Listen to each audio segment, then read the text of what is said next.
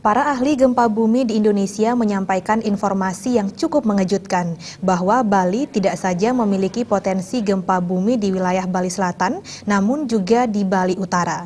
Untuk itu, Bali memerlukan sirine peringatan gempa yang lebih banyak lagi di wilayah utara, barat, dan maupun timur Bali. Bali Dewa Indra mengatakan potensi gempa akibat keberadaan patahan busur belakang Flores di utara Pulau Bali cukup menjadi informasi yang mengejutkan. Ini artinya kewaspadaan harus ditingkatkan terhadap ancaman gempa dan tsunami di Bali. Jarak gelombang tsunami yang bisa mencapai 5 menit tiba di bibir pantai jauh lebih singkat dibandingkan potensi tsunami melanda pantai di selatan Bali dengan waktu tempuh sekitar 20 menit.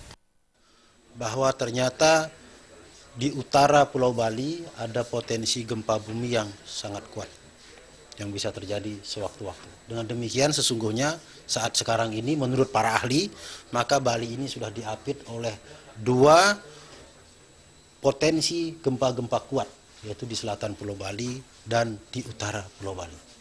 Itu peta terbaru. Dewa Indra menambahkan ancaman Golden Time Tsunami menghantam pantai utara dalam waktu singkat juga berpotensi melanda utara Jawa dan kawasan Lombok dan sekitarnya. Untuk itu ke depan, penambahan sirine-sirine peringatan gempa di kawasan utara, barat, dan timur Bali sangat diperlukan. Suteja dan Gus Ngurah, Bali TV.